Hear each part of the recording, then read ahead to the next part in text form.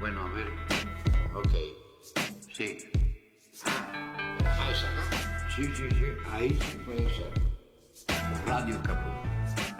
Radio Caput. Radio Caput. Esto es Radio Caput.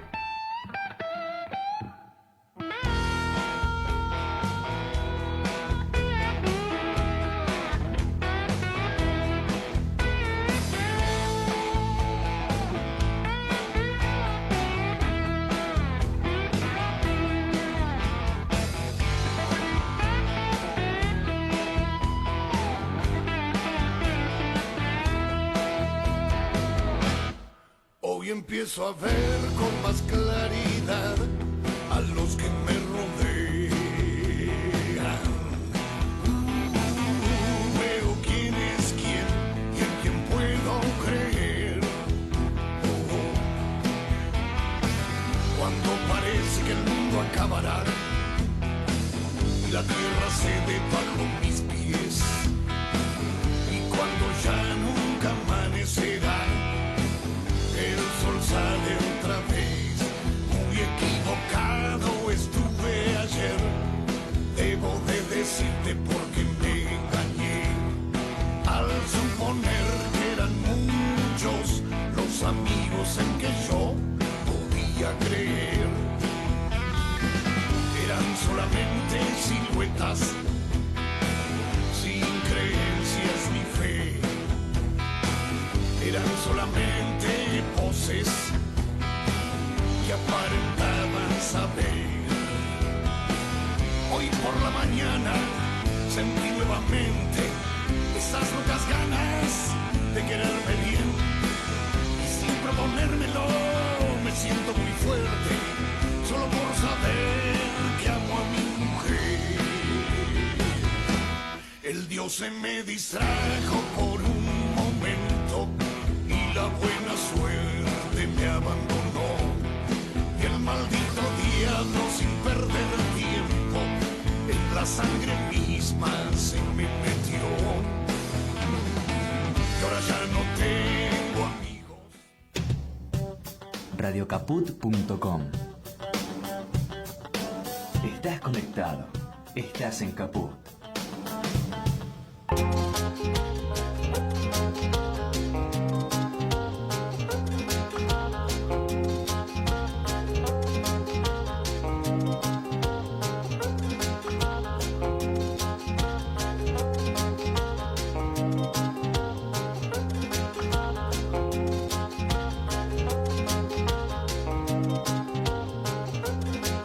Mentira lo que dice, mentira lo que da, mentira lo que hace, mentira lo que va. La mentira, mentira, la mentira. Mentira, mentira. Bueno, acá estamos en La caja de Pandora. la caja de Pandora. Mónica Redondo. Es bueno saber dónde Es estamos. bueno saber. Sí, sabes que a veces quiero olvidarme dónde estamos. En serio, por eso me vino este fallido. Bueno, Mónica Redondo, Marcelo Goro, con Claudio Lozano. Del otro Martín lado, Farfán, así Martín te salvo, Farfán. ¿viste? Gracias por salvarme por enésima vez.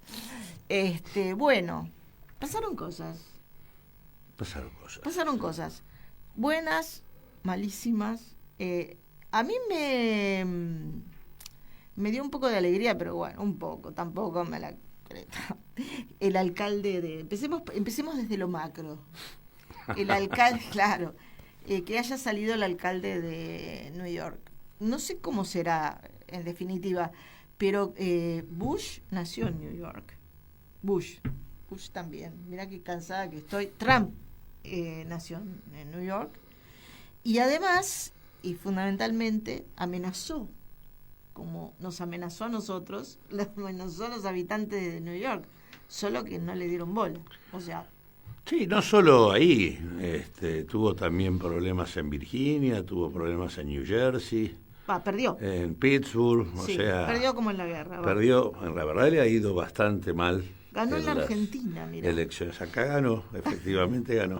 Acá ganó. Ahí nomás igual, ¿eh? ¿Eh? Ahí nomás. Sí.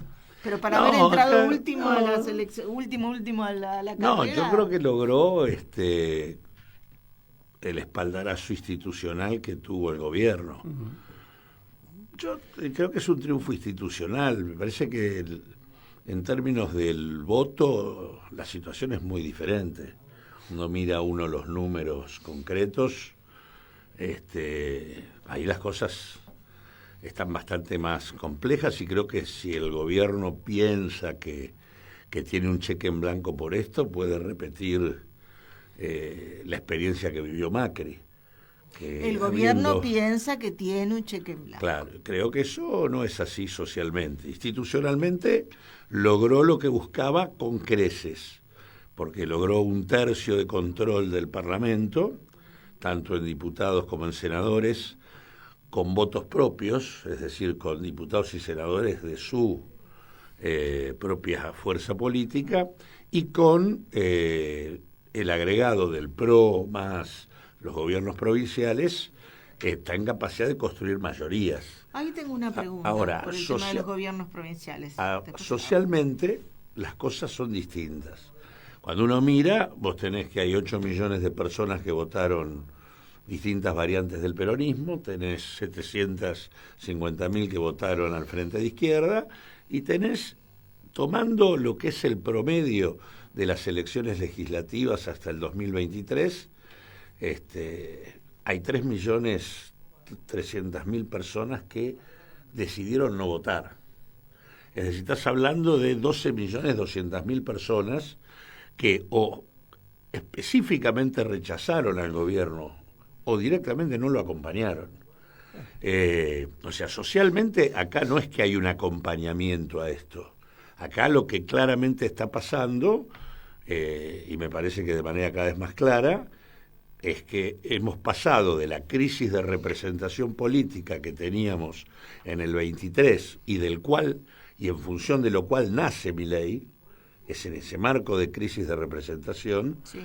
hemos pasado ahora con Milei gobernando a claramente una crisis de alternativas, en donde muchos de los que incluso votaron a Milei, hoy, si deciden no votarlo, porque muchos decidieron no hacerlo, no votan a nadie. O sea, Milei no va, pero nada de lo que hubo los convence. Bueno, eso se debe a una crisis de representatividad. Si sentís que no te Exactamente, representan. exacto, se la profundiza.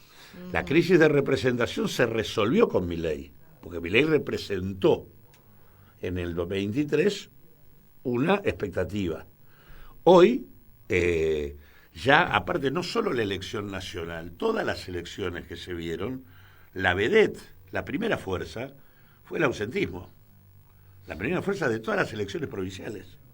Ahora también esto se manifestó, algunos creíamos que quizás lo nacional iba a permitir que la participación fuera mayor y terminó siendo la elección legislativa de menor participación en los últimos 40 años. Incluso si uno se fija en la elección, digamos, del 2023, el espacio, si uno quiere ponerle un mote de carácter conservador que articulaba los votantes de la Libertad Avanza más los votantes de Juntos por el Cambio, eso en total eran 14 millones de votos en la primera vuelta electoral. Milei junta 9.300.000. Hay 5 millones de ese espacio que no acompañan la propuesta de Milei. Entonces digo, me parece que socialmente esto está en una clara crisis de alternativas, en donde lo que queda claro que Fuerza Patria, también el FIT, también todos los que no queremos a Milei, no supimos expresar algo diferente a lo que hemos sido. Y lo que hemos sido es lo que ya fue derrotado. Y en realidad, Fuerza Patria, que era la fuerza más importante, terminó, digamos, siendo muy parecida al Frente de Todos. muy parecida a Unión por la Patria, o sea, no había una diferencia.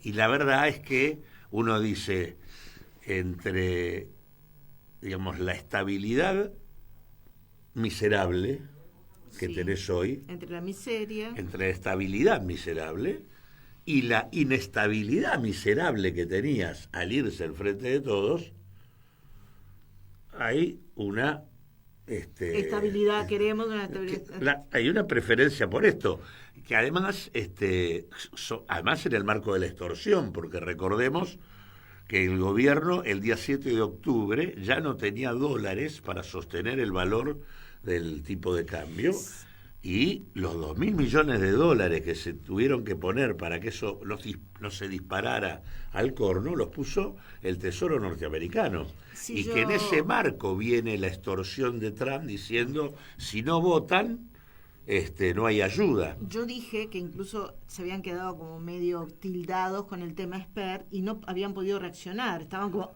con el tema Esper, que si lo ponen en la cabeza, que si no la ponen, Claro. no sé qué. Y vino Trump y dijo, si ustedes no salen, nosotros no vamos, y ustedes están muertos. Argentina está Sí, muerta. pero y además la principal fuerza de oposición siguió hablando del tema de Esper, en lugar de hablar de lo que implicaba la aparición de los Estados Unidos y del Tesoro norteamericano en la Argentina. De Esper y de criptolibra. Por eso, también. o sea, se siguió hablando de cosas, es más, digo, lo que hay que ver acá es que a finales de septiembre el gobierno de Milei estaba terminado. Milei tenía las acusaciones de corrupto, estafador, vínculo con el narco, no controlaba el Congreso, tuvo la paliza electoral de la provincia de Buenos Aires y el rechazo de 3 vetos. Estaba hecho, y además en una crisis cambiaria formidable. En ese contexto, un mes después, ese mismo gobierno termina ganando la elección. Ahora, en el medio, cuando aparece en los Estados Unidos la oposición en general, una parte que es la oposición cómplice y complaciente permanente, y que había empezado a diferenciarse de Milei, al ver que aparece en los Estados Unidos, y siendo una oposición que comparte el alineamiento con los Estados Unidos y la hoja de ruta con el fondo, que es la que se consolida con este triunfo institucional, esta parte de la oposición directamente comienza a retroceder. Y la otra, la oposición que se supone que tiene que cuestionar, empieza a decir, bueno, hay que, digamos, no digamos demasiado, hay que esperar. Ay, esperar. Hay que esperar porque en realidad se cae solo. Y lo que queda claro es que la revancha oligárquica en marcha por parte de las clases dominantes, con el nivel de sostén externo que implica la prioridad que los Estados Unidos le dan al papel de la Argentina en este contexto de la disputa mundial y de la región por parte de los Estados Unidos, y con una realidad en donde Brasil está Lula y en México está Sheinbaum, y el tercer país de la región es Argentina, la relevancia que cobra la Argentina es mucho mayor. Y en Uruguay Entonces, está Orsi. Sí, en Uruguay está Orsi, pero digo, la relevancia que cobra la Argentina para el control de la región en esta batalla contra China es estratégico. Entonces digo, la idea de que se cae, acá hay una decisión de ir a fondo con este rumbo por parte de las clases dominantes, y hay una decisión de los Estados Unidos de quedarse con lo que más pueda de los recursos de la Argentina. Tienen mucho interés en el canal bioceánico, en la Antártida, en el litio, en el uranio, en el agua. Entonces digo, entonces me parece que de todo esto que era de lo que había que hablar, ni bien apareció una cosa insólita, inaudita, nunca vista, que el Tesoro norteamericano, el ministro de Economía norteamericano te estaba diciendo lo que hacía, cuál era la política en nuestro país. Desembosadamente, ya no es que... Entonces, bueno, en lugar de haber hablado con claridad de lo que implica la apertura a una estrategia de colonización de la Argentina, de una anexión colonial directamente, en lugar de ir a fondo con este tema, no, vamos a esperar porque esto se cae. Bueno, no se Vamos así, cae. mirando Una- para arriba. Una sola pregunta. Bueno, no, Marcelo, dale. Sí, yo Después iba a hacer pregunto una pregunta contrafáctica, por supuesto, subjetiva. ¿Qué hubiese pasado? ¿Los Estados Unidos hubiesen intervenido si no hubiese estado la elección de septiembre? La del 6 de septiembre. ¿Hubiese aparecido igual desde tu opinión, no? Sí. Tenemos opiniones diferentes. No, yo creo que los Estados Unidos intervienen por el conjunto de cosas que fueron derrumbando al gobierno. O sea, por esto que digo, el gobierno estaba terminado a finales de septiembre. Uno de los elementos fue la elección. Pero estaba terminado porque se le había roto el esquema de política económica, Y porque estaba no tenía terminado más, porque no tenía más dólares, estaba terminado porque se le había fugado la guita que le dio el fondo, estaba terminado porque le habían rechazado los 3 vetos en el Parlamento, estaba terminado por todos lados. Entonces digo, dentro de eso también la derrota electoral en la provincia. Ahora, el problema de una fuerza política no es, no es que como hubo elecciones en septiembre, resulta si va más gente a votar, perdemos. El problema es que, entre septiembre y octubre, Fuerza Patria pudo sumar un voto. Al contrario, perdió votos. Y que todo lo que apareció como nuevo votante no lo votó.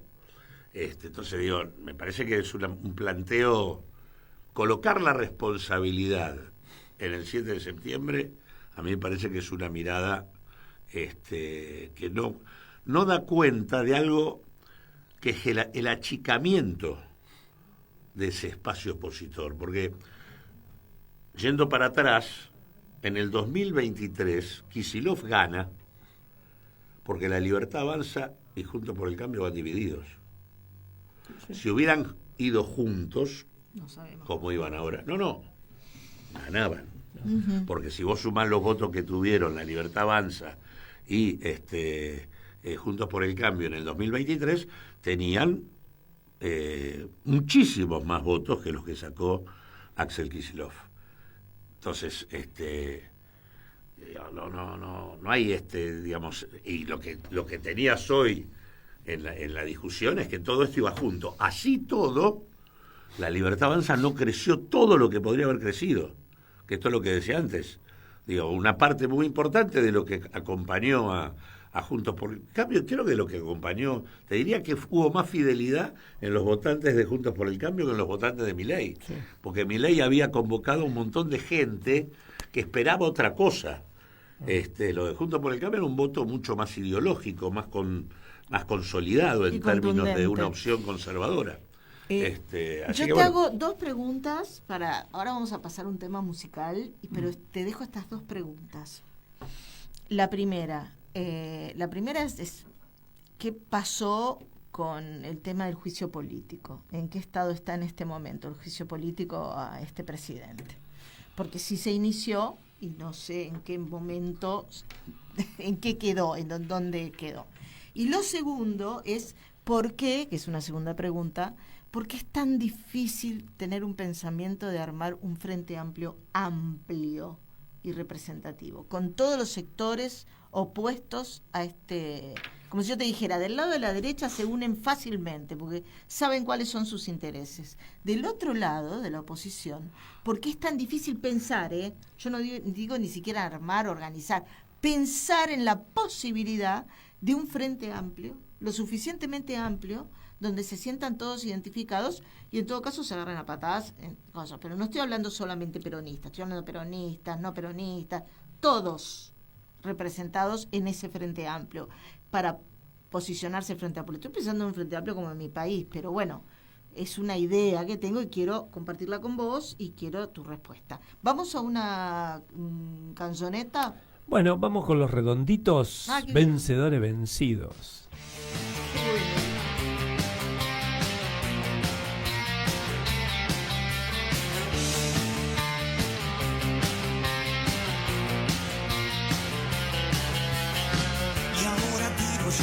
Porque me toca en este tiempo de plumaje blanco un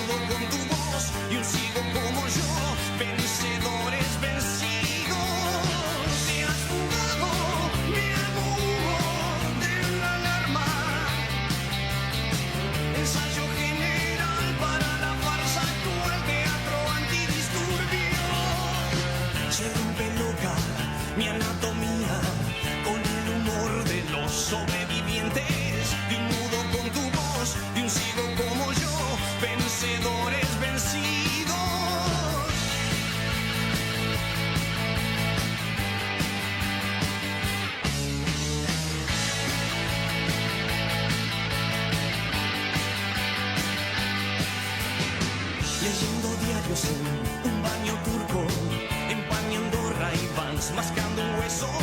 Tu perro, un perro cruel, con la costumbre de no contentarse con los restos. Ovejero que descansa en un manto negro. Ensayo general para la farsa actual, teatro antidisturbio.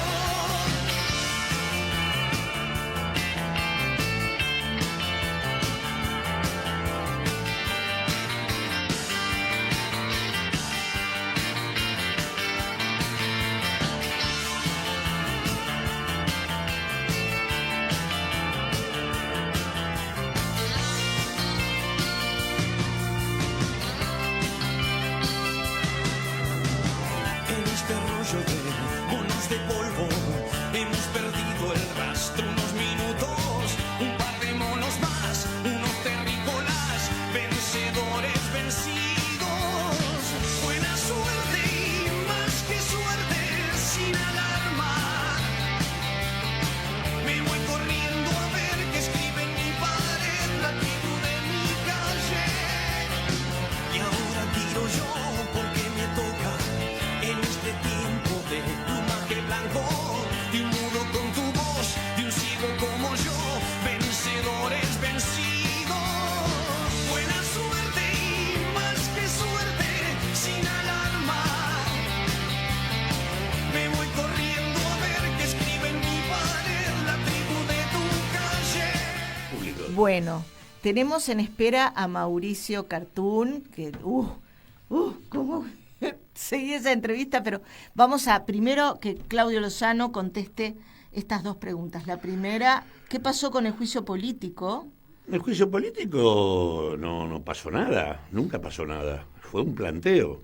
¿Cuándo Un se planteo que presentó? además, en las condiciones que estaba el gobierno a finales de septiembre, era un planteo que comenzó a tener incluso viabilidad parlamentaria. ¿Pero cuándo se había presentado? No, las causales de juicio político nosotros comenzamos a presentarlas en abril del 2024 y seguimos presentando hasta ahora.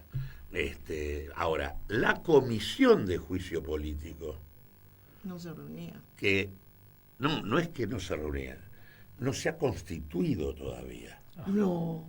O sea, con lo cual eso muestra que, que no se haya tramitado la cuestión, vos podés echarle la culpa al oficialismo. Pero, porque, digamos, el presidente de la Cámara no puso en marcha el proceso.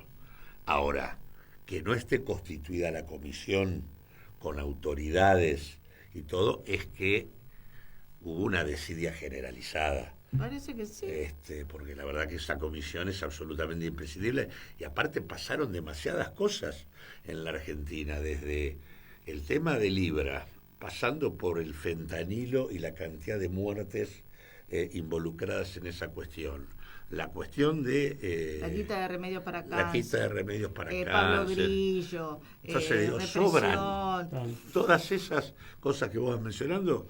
Digo, después, las violaciones a la Constitución Nacional en el DNU Cristina Presa, 7023, todas esas Cristina cosas, Presa, el tema de haberle reconocido a los isleños de Malvinas la posibilidad de participar del proceso de solución, digo, reconociendo como que son, dándole la cuestión de la autodeterminación del pueblo malvinense, cuando en realidad es una población implantada. Son británicos. Digo, algo que una barbaridad, que además lo pone por fuera de la cláusula segunda de la Constitución Nacional, que es el tema de la defensa irrenunciable de los derechos sobre Malvinas. Bueno, digo, la cantidad de cosas que hay no tiene nombre. Bueno, no existe la comisión. Bueno, gracias por desarmar. Mira que lo hablé con Alicia Castro y no me dijo esto, me desasnaste, pues yo digo, ¿dónde quedó? Yo pensando que se había quedado en Las algún causales despacho. están presentadas y deben ser remitidas a una comisión que hoy no está constituida. Bueno, me Y das respecto un al otro alegrón. tema, Frente yo Amplio. siempre te recuerdo, nosotros hicimos una propuesta, por ejemplo, acá en Ciudad de Buenos Aires, que se la hicimos a Fuerza Patria y al FIT, de que era necesario para dar una disputa con la derecha en esta ciudad y tratar de hacerla mejor, digo, terminar con esta historia de que la derecha gana siempre, ¿no? Porque parece que hay una resignación en la ciudad de Buenos Aires, no se le puede ganar, cuando en algún momento una experiencia progresista gobernó la ciudad de Buenos Aires. Y la verdad que propusimos una lista de senadores acordada, con un acuerdo programático de definiciones frente al gobierno de Milei, y después, si era necesario más de una lista de diputados, varias listas de diputados con la misma lista de senadores, darle forma a un frente. Y No. dijeron, hubo algunos que dijeron que estaba muy bien, pero que no era el momento. Y si no era el momento, ahora, ¿cuándo era el momento? Ahora, hay un tema acá, que hay cosas que no pasan en las discusiones, en las construcciones políticas que se están dando y que me parece que son las que nos llevan sistemáticamente a la derrota. Uno, ¿cuáles son los acuerdos políticos en torno a los cuales se establecen las coaliciones? En realidad hay acuerdos de listas. No hay acuerdos políticos. Hay ordenamientos de candidatos, no hay acuerdos políticos de lo que se lleva adelante. Nosotros planteamos un programa de acuerdo respecto a la situación de Milei, que era el tema de la revisión de todos los decretos. Sí, el ¿no? famoso los DNU. Ahora, no, digo, ¿cómo no podíamos ponernos de acuerdo en eso? Entonces, pero bueno, en lugar de eso, la prioridad es la discusión de la lista, no la discusión de los acuerdos políticos que, sea cual fuere la lista, vamos a llevar adelante. Y la segunda cuestión es que las definiciones se resuelven entre tres en una pieza. No hay elección, no hay involucramiento de la militancia, de los afiliados, para que participen y decidan, para que diriman proyectos. El problema que tenemos, incluso en lo que se denomina el campo nacional y popular, es que hay proyectos contradictorios adentro mismo de lo que llevamos adelante. Digo, cuando yo planteé el tema de Vicentín en el Frente de Todos, los enemigos no estaban solamente afuera, estaban adentro. Sí, yo me acuerdo. Cuando se discute, si vos llevaste como candidato a Scioli y hoy Scioli está en el gobierno de Milei, bueno, algún problema tenías. Sí. Si vos llevaste a candidato, si vos llevaste de candidato a Massa y Massa termina de empleado de un fondo de inversión, bueno, algún problema tenés para discutir el tema de la deuda. Entonces digo, ¿por qué no se dirimen los proyectos contradictorios? Porque si los proyectos son contradictorios, lo que termina pasando es que terminas teniendo una interna a cielo abierto que te paraliza y no podés gobernar. Pero si no estás gobernando, que es lo que pasa ahora, lo que termina pasando es que las contradicciones existen también. Que tenés una interna a cielo abierto. Entonces no podés unificar la fuerza para que esa fuerza tenga la capacidad de poner el límite que tiene que poner. Por eso es que el bloque de Unión por la Patria, a pesar de que es el bloque más importante de la Cámara, no tiene la capacidad de generar iniciativas muy potentes, porque cuando avanza con un tema, se te caen algunos, y avanza con otro y se te caen otros. Es como para hacer un sketch. Y entonces, bueno, el tema de debate político, dirimir proyectos y democratizar son claves de una práctica política que se ha perdido, y que en tanto no se recupere, es muy difícil recuperar la perspectiva política en la Argentina. Bueno, Mauricio, ¿estás por ahí? Mauricio Cartún. Acá estoy. Perdón. ¿Mauricio está? Ok. Aquí estoy. ¿Ustedes me escuchan? Sí, te escuchamos, pero no te vemos. Ahora te Ahí vemos. estamos, Y no te escuchamos. No, mentira, te vemos y te escuchamos. ¿Cómo estás, Mauricio? Pero muy bien, ¿y ustedes? Oh, pero mejor imposible. Mira, estamos, pero en la cresta de la ola. No estamos fiesta. Fiesta. No, yo estoy un poquito contenta por lo que pasó en New York. Mirá con lo que me conformo. Me parece, por el alcalde de New York, me parece interesante lo que pasó. Me hizo Qué raro, ¿no? Me hizo reír, me dije, mira, en campo propio se te reveló, Fuente Ovejuna, se te reveló el pueblo, mira, donde vos naciste, ¿no? Me pareció interesante. Qué curioso. Muy curioso. Bueno, yo vi todas tus obras. Así, soy una fanática. Así, ellos no lo saben, pero soy una fanática. Hice el curso de guión también. Me gusta mucho cómo planteas. Es un poquito de circo criollo, pero también es mucha sátira. Terrenal la vi 5 veces, o sea, me sirvió para escribir, además, un montón. los diálogos entre Caín y Abel. Y sé que ahora estás estrenando una nueva obra que en cualquier momento la voy a ver, que es un ayornamiento argentino de las bacanales o de las fiestas dionisíacas. Así que te dejo la palabra. A ver, contanos un poco cómo fue la idea y después te voy a preguntar por el gato también, que ya sé que se fue, pero igual te voy a preguntar por el gato. Mira, estamos ahí en la Sala Sarmiento, que es una de las salas del Complejo Teatral de la Ciudad de Buenos Aires, en Avenida Sarmiento, de jueves a domingo, estamos a las 8 de la noche. Esto empezó hace unos años azarosamente, con un festival de teatro griego que pedía proyectos y se me ocurrió adaptar Las Vacantes de Eurípides. Sí. Y bueno, hice una traslación a La Pampa y rápidamente me apareció una conversión de norma. A veces es difícil entender las adaptaciones, muchas veces lo que hay que encontrar es equivalencias. Si uno las encuentra, las cosas se ordenan. Y empecé a descubrir que aquellas vacantes que seguían en la Grecia antigua a Dionisos, creando fiestas bacanales, lugares de descontrol, tenían mucho de las fiestas de hoy, del DJ, por ejemplo, ¿no? Ese que lleva en una consola, en 2 baúles, lleva la fiesta. Y pone sobre una mesa y arranca la música y se arma. Cuando lo pasé a los años 30, lo que me apareció es un personaje que siempre me conmovió de aquella época, las vitroleras. ¿Sabés que tengo una vitrolera? Triti que se le da a Manija.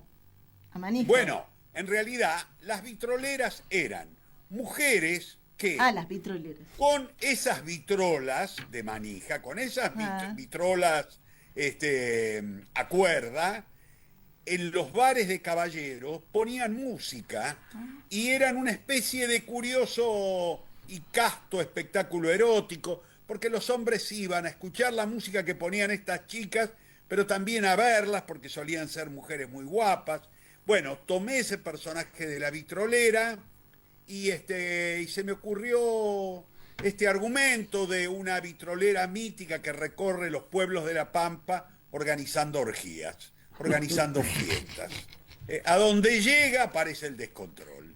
Y de eso se trata. Sí. ¿Es difícil la ficción en este momento en la Argentina? Cuando hay tanto descontrol alrededor. Si la en la fiesta Casa de Dionisios Rosada, la tenemos todos en los la Casa días. Rosada hacen todo. Bueno, lo que sucede es, mirá, no es que sea difícil generar ficción.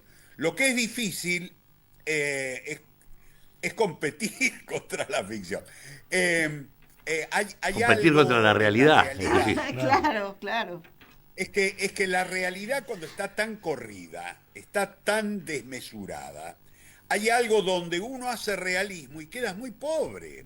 Digo, hoy haces una obra realista, haces una obra que tiene los códigos y las convenciones del realismo, todo queda muy pobre porque estamos viviendo un estado casi inverosímil en lo político.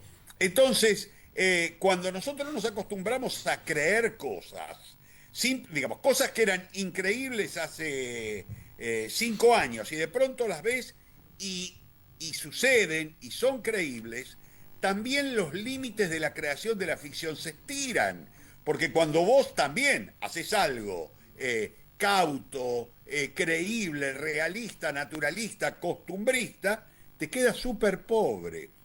Y si querés competir, tenés que irte a desmesuras tan grandes que por ahí resultan excesivas. Es un momento muy curioso para generar ficciones. Claudio, ¿querés hacer una pregunta? ¿Tú, Marcelo? Sí, si tuvieras que comparar, ¿no? Con esta línea de pensamiento que vos tenés y de actuación, una época de la antigüedad, ¿con cuál la compararías? Nerón. Sí, totalmente, Nerón. Nerón.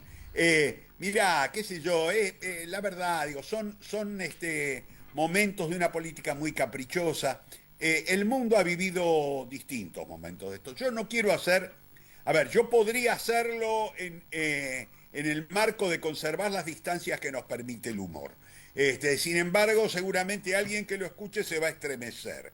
Pero las presencias de las guerras, por ejemplo, han venido siempre precedidas de una alfombra de odio. Digo una alfombra de odio, es esa alfombra de odio que se pone para que las poblaciones caminen encima. Por ejemplo, para odiar, atacar a un segmento social. Hoy, por ejemplo, estamos viviendo una alfombra de odio.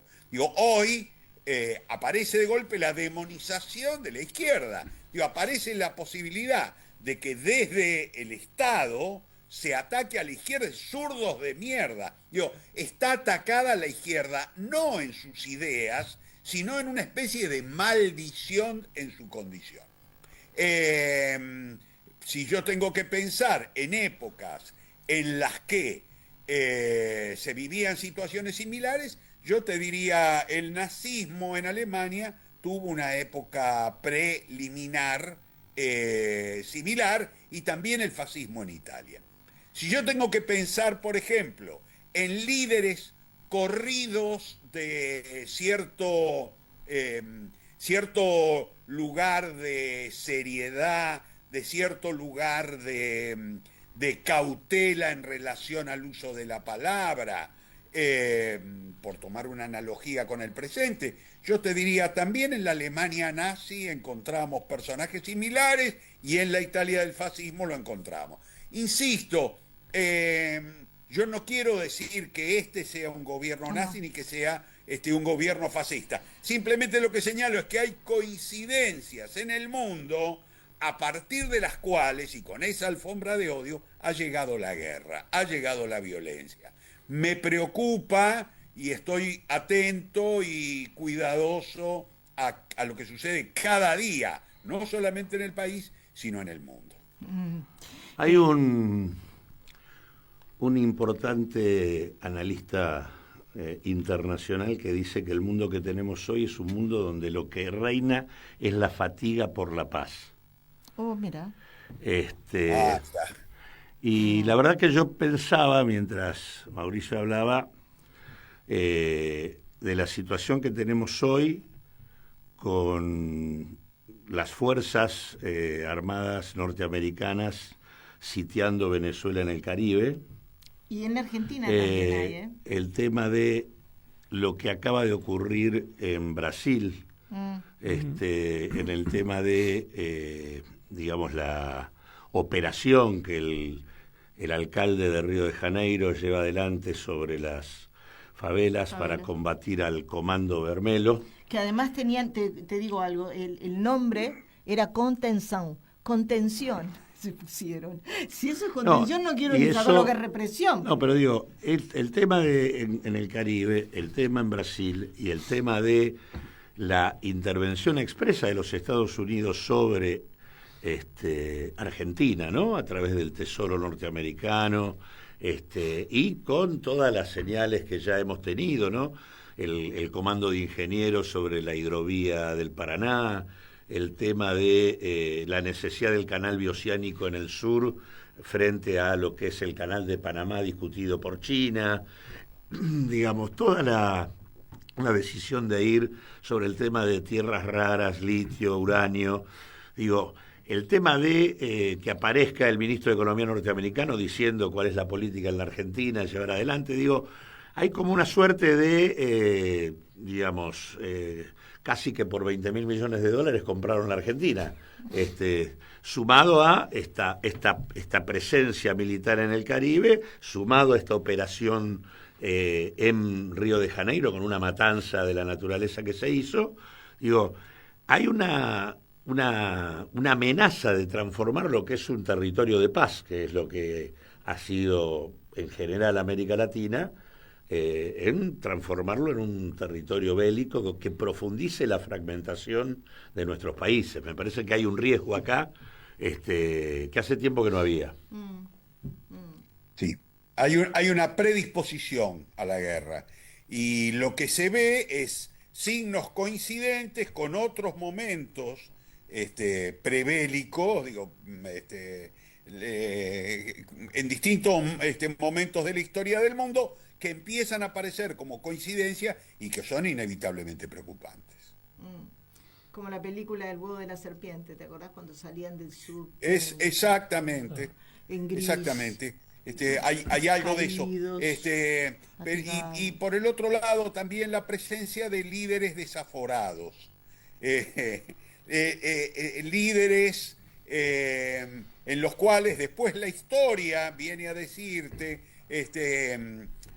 humanos rotos en su infancia, infancias angustiosas que devienen en personalidades escabrosas, retorcidas, y uno ve, insisto, no hago solamente una mirada en lo nacional, uno encuentra en el mundo la presencia de esas presencias, valga la redundancia, peligrosas. Si esas presencias peligrosas corren los límites, los corren, el mismo Trump corre límites, nuestro presidente corre límites. Si va.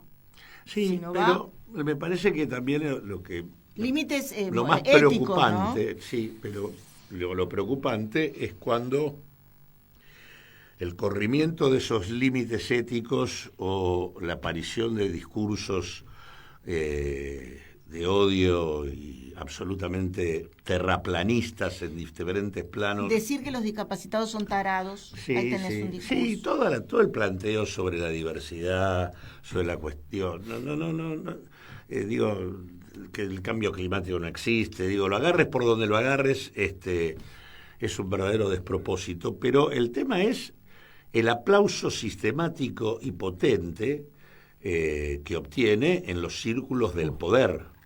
O sea, acá es un hombre sostenido por un esquema de poder en donde hay actores del poder económico más importante de la Argentina que hasta en la peor de las circunstancias del último tiempo en ningún momento le soltaron la mano, al contrario, lo siguieron sosteniendo, de poder económico local y del poder del exterior. Entonces digo, acá hay una alianza de capital financiero internacional y los principales grupos empresarios que en todos los ámbitos donde este señor se presentó, lo aplaudieron a rabiar.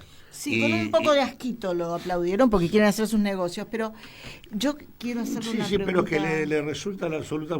Acordate que después de todo, digo, apareció Trump y en la reunión del coloquio de IDEA aparecieron todos los gobernadores que supuestamente decían que tenían problemas y todos los demás aplaudiendo. Sí. Bueno... Sí. No le hacen asco a nada a estos muchachos, eso me No, refiero. parece que no. Sí, parece que no establecen ninguna diferencia en relación a nada. Pero te quería hacer una última pregunta, dos últimas preguntas. Espera que falto yo. Bueno, para falta la Marcelo. última. No, para la última. Vos andás pensando mientras Moni te pregunta, ponete en la piel de Maradona. Nada más, yo después te voy a hacer una pregunta. Ahora Él en bien. la piel de Maradona, por Sí, ahí sí, no es sí. maradoniano. Bueno. Bueno, yo la primera pregunta es, el teatro abierto yo soy uruguaya, yo no estaba en este país, pero por lo que me llegó fue una respuesta del teatro. El teatro para mí es magia, es un respiro, es todo en la vida, es mucho, puede hacer mucho por la gente el teatro. El teatro abierto fue una respuesta a grito abierto de cuestiones que venían pasando en la Argentina. ¿Vos prevés, anhelás, suponés, pensás que puede haber una respuesta del teatro a cielo abierto en este momento en relación a lo que está sucediendo en la Argentina? No me cabe ninguna duda de que sí, a niveles individuales es muy difícil que se produzca un movimiento como aquel de teatro abierto, simplemente porque lo que ha variado es la presencia de los progresismos y de las izquierdas en el campo intelectual, como en aquel momento. Hay en este momento hay una instancia de desmovilización tremenda en relación a lo que fueron aquellas épocas. No creo en una presencia orgánica, organizada a la manera de teatro abierto, en una institución, en un ente, como en aquel, pero sí en las respuestas individuales. Yo creo que está apareciendo. El teatro, fíjate, se ha transformado en algo extremadamente poderoso, Sí. porque es prácticamente la única instancia artística generadora de opinión que puede hacerse simplemente con la participación del cuerpo. No requiere nada más. Hoy, que el cine ha desaparecido de las salas, que requiere de una plataforma, que requiere de lo corporativo, por ejemplo, la música, que es inevitablemente, digo, lo mismo, si no pasa por lo grabado, pasa por los estadios. El teatro sigue siendo un lugar generador de opinión en espacios de dimensión muy humana. Las salas teatrales son de una dimensión muy humana. No me cabe ninguna duda que están allí ofreciéndose como foro, generador de opinión, lugar de discusión, lugar generador de ideas, que es lo que ha sido siempre. Mucha Yo no confianza sé si estoy en ese equivocado, teatro. pero yo percibo un nivel de producción teatral Impresionante. descomunal Impresionante. en este momento. Sí, convengamos una cosa, es un fenómeno argentino y más específicamente porteño, casi te diría inédito en el resto del mundo. El fenómeno de producción teatral que ha tenido Argentina en los últimos años, cada vez más dificultoso, porque en este momento las salas, los subsidios de las salas han bajado muchísimo, los subsidios a los espectáculos han bajado muchísimo. Digo, no hay un apoyo oficial como hubo históricamente en los últimos 20 años.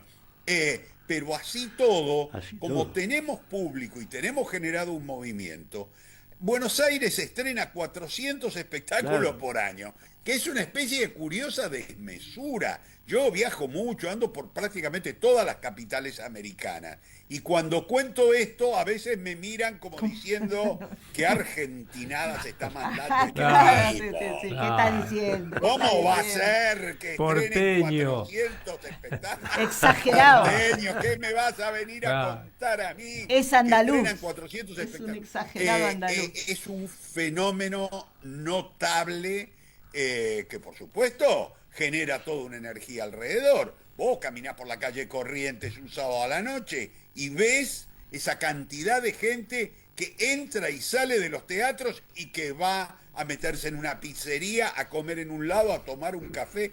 Hay lo que uno llamaría una actividad cultural real, concreta y masiva, alimentada por una clase media culta que no le suelta la mano al teatro. Bueno, esta pregunta es chiquitita, ya lo dejo a Marcelo. ¿Es sí o no? Bueno. Sí. Por sí o por no, Por sí o por Mauricio. no. Él sabe por qué se lo voy a preguntar. ¿Adoptaste otro gato? Sí, pero duplicamos la apuesta y trajimos 2 hermanitos. Muy bien, muy bien. ¿De color marrón? Así que tenemos... ¿Alguno de color marrón, gris? Estos son... No. Son siameses truchos. Tienen un lejano parecido a algún pariente siamés que han tenido. Los 2 son claritos. Hace un rato yo te hablaba de mi espectáculo, Vaco Polaco. Bueno, mis gatos, que hace ya 7 años que están acá en esta casa, se llaman uno Vaco y el otro polaco, claro, que son los que te corrigen los guiones. Eso no lo sabe nadie, pero son los que te corrigen los guiones. Bueno, ahora tu pregunta, Marci. Bueno, Sí, él dice que se pone- yo soy el presidente y vos Se sos pone a reír Maradona. que está malo ¿Sí? lo que escribió. Y entonces, ¿qué te A puedo ver. ¿qué te puedo decir? ¿Qué opinás, zurdo de mierda? Mira, lo que le contestaría a Maradona es inadmisible en cualquier programa que se esté emitiendo. Pero la verdad es que nuestra experiencia de vida, la experiencia de vida de nuestra generación, se alimentó en ejemplos bellos, positivos y creativos en relación al rol y a la presencia de esos pensamientos Dejemos de lado, dejemos izquierda para no generar. Pero digo fracción. por la El zurda, progresismo. Lo dije por la zurda de él, no lo dije por otra cosa. Bueno, pero nosotros conocemos el valor de los eufemismos. Claro. La verdad es que nosotros vivimos una experiencia alimentada en el hermoso pase por lo cooperativo, por lo mutual, por lo social. Yo estoy absolutamente convencido que frente a las crisis volvemos a esas experiencias que son las que nos permiten juntarnos y salvarnos. Larga vida a la zurda, nada más y nada menos que porque es la que nos recupera siempre de las crisis que produce la otra pata. Bueno, pero muchas gracias. Aunque por no, tu tiempo. aunque no quieran, esa vieja idea de revolución va a seguir existiendo. Claro. Sí. Sí, y si no es revolución, es aguante. Es hacerle el aguante al grupo societario. Defender los trapos. Es juntarse, porque si hay que pasarla mal, juntos la pasamos menos mal. Larga vida al progresismo. Bueno, muchísimas gracias. Saludos a Baco y a Polaco, a los dos. Y al polaco también. También a los dos, Polaco. A los dos se lo vamos a dar nomás, que ya deben estar ahí rondando la cocina esperando que aparezca el momento de la cena. Totalmente. Muchísimas gracias, Mauricio. Muchas gracias. Al contrario, gracias a ustedes. Un abrazo. Otro. Chau, Bueno, lo hemos tenido, costó, pero quería escucharlo, porque es una voz teatral muy potente, representa a toda una generación de teatro, y no larga el hueso.